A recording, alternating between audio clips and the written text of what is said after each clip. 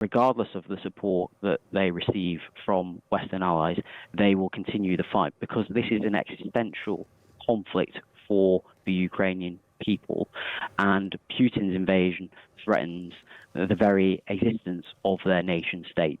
So regardless as to what the US contributes, and regardless as to how much other nations can step up, they will continue in the fight to repel Putin's invasion. Secretary of State Marco Rubio has said the time has come for concrete proposals from Moscow and Ukraine to end the war in Ukraine, and he said that the US will step back as a mediator if no progress is made.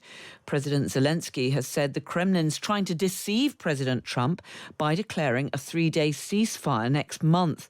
President Putin has unilaterally announced a temporary truce to mark the 9th of May commemoration of Soviet victory in the Second World War. Earlier, I spoke to Phil Brickell, Labour MP on the Foreign Affairs Select Committee, who's just returned from Ukraine, and he told me what he makes of President Putin's latest suggestion. Well, I think if the last few years show us anything, it's that Putin can't be trusted to stick by his word. My own experience, having been in Ukraine, is that it will be used only as a stalling tactic to regroup and to renew his relentless assaults and his war of aggression on the Ukrainian people. So I think it's quite right that the Ukrainian government and Western allies are concerned about the proposal. If Putin is really concerned about securing a lasting peace, he would be coming to the table with proposals about how that would be achieved, as opposed to a short pause in the fighting, which we know in all likelihood will be subverted by the Kremlin. President Trump, of course, is marking his 100 days in power. He hasn't achieved his hopes of ending the war. He has begun to sound some notes of frustration about President Putin, saying he might just be tapping him along. Would you like to see a change of approach from the US president, who until now has appeared perhaps rather too ready to listen to what President Putin is saying? Well, I think for too long, the Trump administration has been parroting Kremlin lines on this, saying that Kyiv has been the aggressor, when that patently has not been the case, and it has been Ukraine that has been suffering daily relentless bombardment and assault from Putin's regime, a regime which is engaged in barbaric and horrific war crimes, which has kidnapped almost 20,000 Ukrainian children and taken them to Russia, and which has purported to seize Ukrainian land and does not recognize Ukrainian sovereign integrity. So Trump has to understand the situation on the ground in Ukraine and recognize that Kyiv is not the aggressor in this conflict, but is in fact the victim of Putin's relentless aggression. It was naive of President Trump to assume he would be able to come in and to resolve this conflict within a very short period of time. And I think that's something that is slowly dawning on the White House and on the US State Department, as we've seen a lack of progress in that regard over the last few months. And we've seen the outlines of this supposed peace plan, which would involve Russia gaining control, sovereignty over Crimea, and retaining control over those large parts of Ukrainian territory, up to a fifth of Ukraine's territory that it currently occupies. From your experience in Ukraine, do you think that its people, that its leadership will have to be prepared to accept that? I don't see that that can be palatable in any way to the Ukrainian people, that a regime in Russia can be rewarded effectively for the unlawful invasion and the breach of sovereignty of a neighbouring state in Europe. Not only does that create a dangerous precedent for the international order, but also from my conversations with Ukrainians in civil society, but also within the Ukrainian parliament and Ukrainian government, I see no sign of any willingness to accept those demands from the Putin regime, demands which are wholly unfounded and which are not going to result in any lasting peace in the area. If Putin is serious about achieving a peace, he would be talking about withdrawing his troops from Ukrainian sovereign territory. I think we need to be talking in the West about what the viable conditions are for agreement between Ukraine and Russia, and clearly that is not one of them. Can Ukraine, though, continue to fight, continue to hold back the Russian forces without US backing? Well, there are grave concerns, especially when it comes to air defence and when it comes to particular kinds of munitions. Look, from my experience, having spoken to Ukrainian troops, but also civilians, morale has remained high.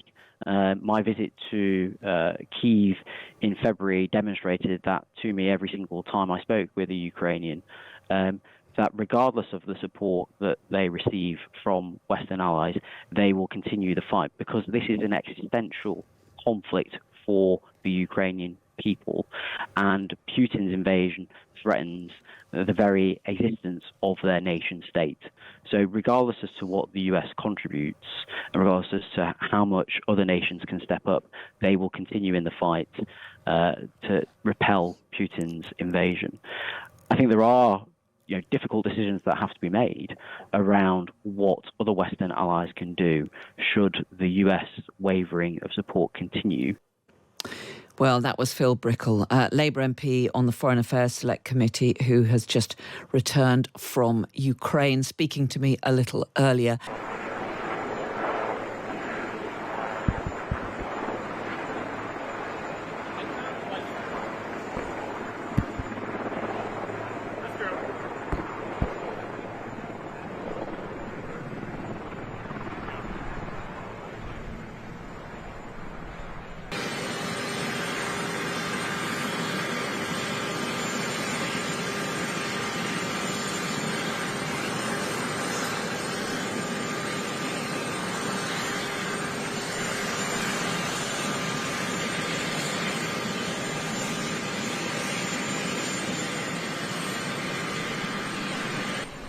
I think the meeting went well. We'll see what happens over the next few days. We'll probably learn a lot. I was very disappointed that missiles were flying by Russia, but that missiles were flying. Very disappointing. We'll see how it goes. On the Iran situation, I think we're doing very well. I think a deal's going to be made there. That's going to happen. Pretty sure it's going to happen. We'll have something without having to start dropping bombs all over the place. You trust President Putin? Say it again? You trust President Putin? In about 2 weeks. They have a tough road ahead, okay? And we had a good meeting. It was a nice meeting. It was a beautiful meeting. I'll tell you, it's the nicest office I've ever seen. It was a beautiful scene. But he was very, look, he wants to do something good for his country. Thinks he's doing a good job, and he's working hard. We'll see what happens. It's a very complicated deal.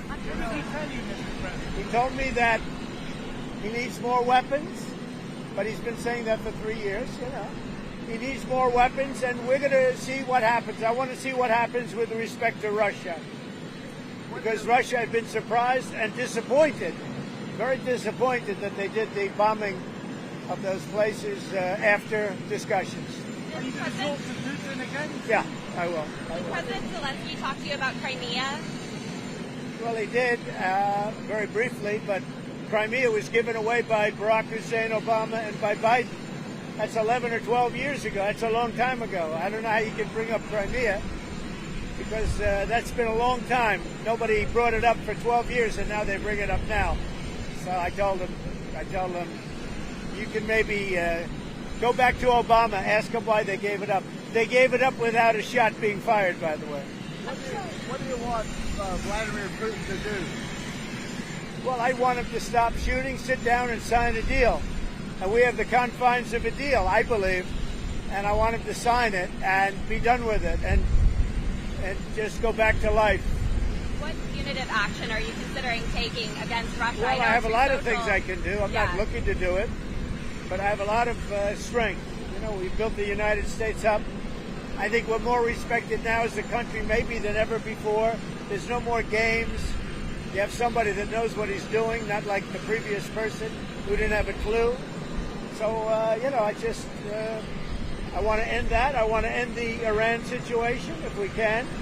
What is Well, the timeline? 2 weeks or less, and if it's a little more at the time, I say. But, you know, they're losing a lot of people. We have 4,000 people dying every single week. That's a lot of people to lose. You can imagine parents waving from Ukraine and from Russia, waving to their son as he leaves, and, you know, a week later he's dead on a battlefield, all carved up and chopped up. I've seen it. I see the satellite pictures. They're horrible. They're horrible. I would say it can't get any worse. Body parts laying all over. I don't even like looking at them. Body parts laying all over fields. What are they doing?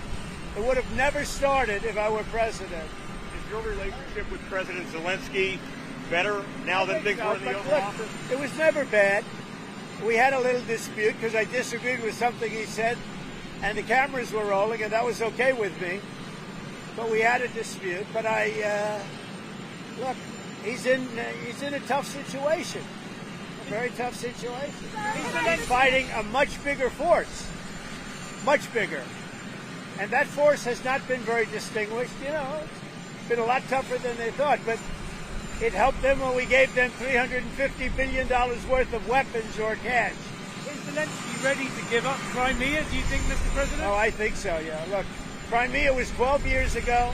That was President Obama. They gave it up without a shot being fired. So don't talk to me about Crimea. Talk to Obama and Biden about Crimea. I was just wondering what Zelensky thought. And remember, this is Biden's war. This isn't Trump's war. I came in to try and solve a problem. And the problem is so many people are being killed. Thank you very much. Thank you.